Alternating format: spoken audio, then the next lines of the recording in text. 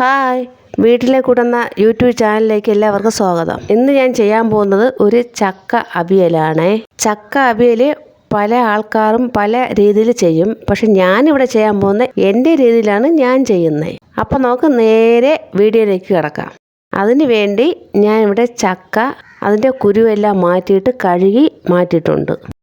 ഇനി നമുക്ക് ഈ ചക്ക അരിഞ്ഞ് മാറ്റണം. ഞാൻ ഈ വീഡിയോയിൽ കാണിക്കും പോലെ അരിഞ്ഞ് മാറ്റണം. ഇതേ ഇങ്ങനെ നീളം വാക്കിനാണ് ചക്ക അരിയണ്ടേ. ഇനി നമുക്കിതിനെ പെട്ടെന്നൊന്ന് അരിഞ്ഞ് മാറ്റാം. ഇതാ കണ്ടില്ലേ, ചക്ക എല്ലാം മുഴുവനെ അരിഞ്ഞ് മാറ്റിയിട്ടുണ്ട്. ഇനി നമുക്ക് അരിഞ്ഞ് വെച്ച ചക്കയെ മാറ്റി വയ്ക്കാം.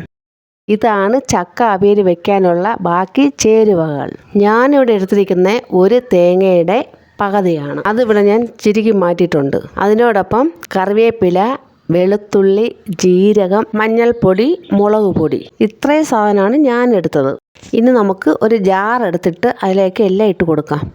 ദേ നോക്കിയേ, ആദ്യം നമ്മൾ തേങ്ങയാണ് ഇട്ട് കൊടുക്കുന്നത്. ചിരി വെച്ച് എല്ലാ തേങ്ങയും ഇട്ട് കൊടുക്കുന്നു. തേങ്ങയ്ക്ക് പിന്നാലെ കറിവേപ്പില ഇട്ട് കൊടുക്കാം.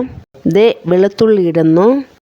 ഇനി മുളക് പൊടി, വളരെ കുറച്ച് മുളക് പൊടി ഇട്ടാൽ മതി. ഞാനിവിടെ എടുത്തിരിക്കുന്ന 1/2 സ്പൂണാണ്. ആവശ്യത്തിന് ജീരകപ്പൊടിയും മഞ്ഞൾപ്പൊടിയും ഇട്ട് കൊടുക്കുന്നേ. അങ്ങനെ നമ്മൾ ചേരുവകളെല്ലാം ജാറിലോട്ട് ഇട്ട് കൊടുത്തിട്ടുണ്ട്.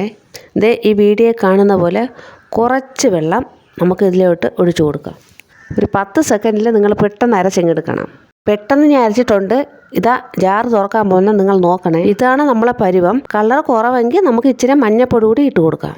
ഇതാണ് നമ്മളെ കറക്റ്റ് പരുവം. നമ്മൾ അരച്ച് വെച്ച കൂട്ട് നമ്മൾ അരിഞ്ഞ് വെച്ച ചക്കയിലോട്ട് ഇതാ കണ്ടില്ലേ ഇട്ട് കൊടുക്കുന്നേ. ഇതുപോലെ അങ്ങ് ഇട്ട് കൊടുക്കണം.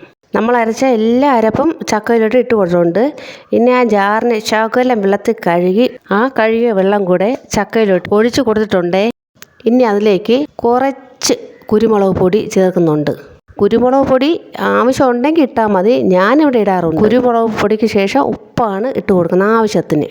കുരുമുളക് പൊടിയും ഉപ്പും ഇനി ആ ചക്കയിലൊക്കെ പറ്റി പിടിക്കുക. അങ്ങനെ ഞാനൊന്ന് ഇളക്കി ഒന്ന് ഇട്ട് കൊടുക്കുന്നേ. വീഡിയോ കാണുന്നത് പോലെ നിങ്ങൾ കൈ കൊണ്ട് തന്നെ ഇളക്കി ഒന്ന് ഇട്ട് കൊടുക്കണേ. ഞാൻ ഈ വിര വെച്ച ചക്ക കുക്കറിലോട്ട് ഇട്ട് കൊടുക്കുന്നു. ഞാനിന്ന് കുക്കറിലാണ് ചക്ക അവിയൽ വെക്കുന്നത്. കണ്ടില്ലേ, ഞാൻ മുഴുവൻ ചക്കയും കുക്കറിലോട്ട് ഇട്ട് കൊടുത്തേ. ഇതാ ഗ്യാസ് അടുപ്പ് കത്തിച്ച് കുക്കർ മൂടി ഇതാ ഞാൻ വെച്ച് കൊടുക്കും. ഗ്യാസ് അടുപ്പിലോട്ട് വെച്ച് കൊടുക്കുന്നു. ഒരു വിസിലാകുമ്പോഴത്തേന് നമ്മളെ ഗ്യാസ് ഓഫാക്കുക. അതാണ് നമ്മുടെ ചക്ക അവിയലിൻ്റെ പരുവം.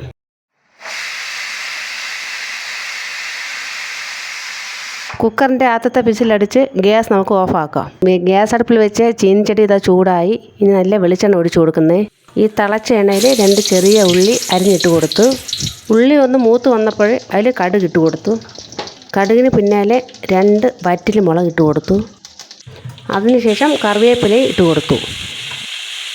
കറിവേപ്പില ഇട്ട് കൊടുത്ത ഉടൻ തന്നെ ഗ്യാസ് അടുപ്പങ്ങ് ഓഫാക്കുക. ഇതിനെ എടുത്ത് നമ്മൾ ആദ്യം തയ്യാറാക്കി വെച്ച ചക്ക അവിയലിലോട്ട് ഒഴിച്ചു കൊടുക്കുക.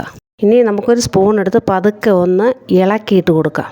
നിങ്ങളിപ്പം കാണുന്നില്ലേ, നല്ല ചൂടാവിയാണ് പുറത്ത് പോകുന്നത്. നല്ല മണവുമുണ്ട്. ഇതാ കണ്ടില്ലേ, ചക്ക അവിയൽ ഇവിടെ റെഡി. ഇത് വളരെ സിമ്പിളാണ്. എല്ലാവരും വീട്ടിൽ വെച്ച് നോക്കണം. അടിപൊളിയാണ്. ഈ വീഡിയോ കാണുന്ന എല്ലാവരും നമ്മുടെ ചാനലൊന്ന് ലൈക്ക് ചെയ്യുക, സപ്പോർട്ട് ചെയ്യുക, ഷെയർ ചെയ്യുക. മറ്റൊരു ദിവസം മറ്റൊരു വീഡിയോയുമായി വരുന്നതായിരിക്കും.